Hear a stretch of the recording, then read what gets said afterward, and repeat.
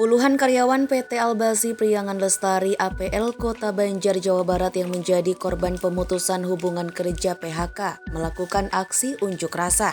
Mereka berunjuk rasa di halaman kantor Personalia pada Kamis 5 Januari 2023. Puluhan karyawan mendatangi PT APL untuk mempertanyakan status mereka.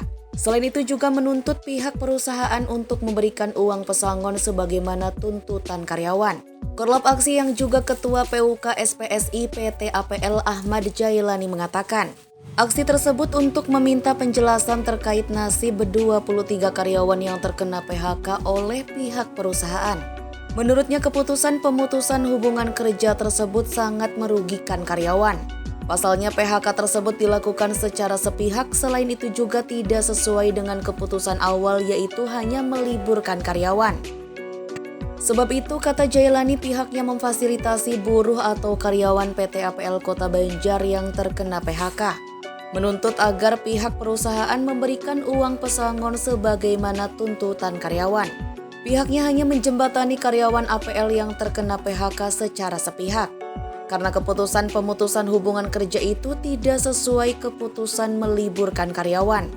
PHK tersebut bermula pada bulan Desember 2022. Saat itu perusahaan mengeluarkan kebijakan meliburkan sebanyak 56 karyawan. Terhitung 6 Desember 2022 sampai 6 Januari 2023. Pihak perusahaan akan mempekerjakan kembali setelah masa libur tersebut berakhir. Hasil komunikasi sebelumnya pun tidak ada indikasi dari pihak perusahaan akan melakukan PHK. Akan tetapi sebelum masuk masa kerja, tiba-tiba sebagian karyawan pada tanggal 31 Desember tanpa ada pemberitahuan mendapati pengumuman. Adapun isi pengumuman tersebut PHK terhadap 23 orang yang diliburkan. Kami di sini selaku PUK SPSI menjembatani karyawan APL yang kena dampak PHK dengan sepihak. Kenapa saya berbicara dengan sepihak?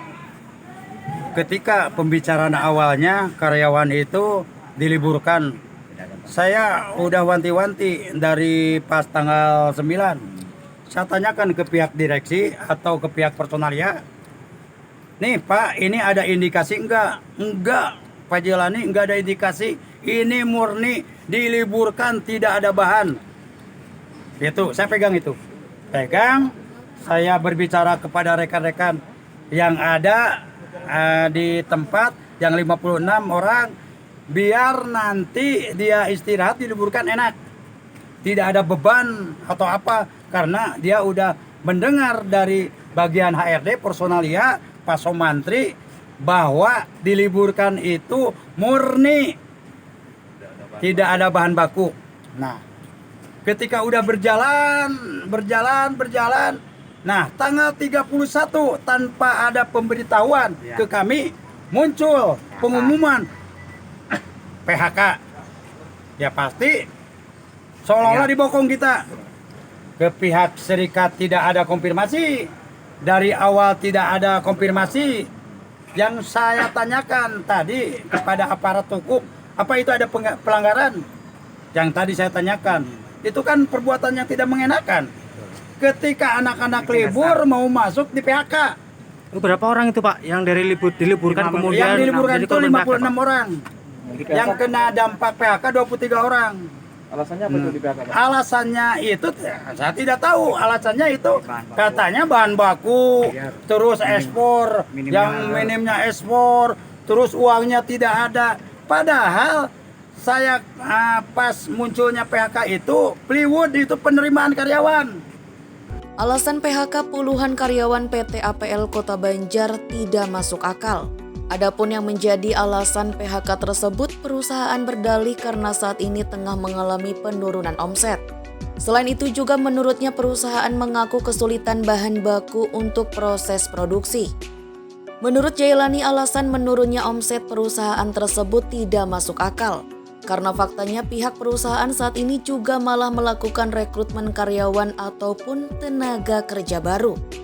Pihaknya pun akan menuntut PT APL Kota Banjar supaya memberikan uang pesangon sebesar 30 juta rupiah kepada karyawan yang terkena PHK. Hal tersebut sebagaimana kebiasaan yang pernah dibuat oleh perusahaan. Ya sebenarnya gini, PHK adalah sesuatu hal yang sebenarnya sulit untuk dihindarkan bagi perusahaan manapun. Apalagi perusahaan 2 tahun terakhir ini kan akibat kondisi COVID dan lain sebagainya amat sangat terpuruk. Nah kita selama hampir 1 tahun lebih untuk order paling besar untuk plywood kita Amerika itu sama sekali nggak ada, nol. Sehingga anggaran perusahaan itu tergerus karena ekspor yang nggak ada, piutang ekspor kepake untuk anggaran setiap hari, di mana makin hari makin bulan kita itu yang namanya omset turun. Bahkan beberapa bulan ini tidak ada order sama sekali. Memang ada perkelihatan sedikit untuk order-order tertentu. Untuk berkor sama sekali nggak ada. Kalaupun ada, harganya jauh sekali, harganya jatuh. Nah, untuk karyawan yang kena imbas ini adalah sebenarnya banyakan teman-teman kita yang dulunya di berkor.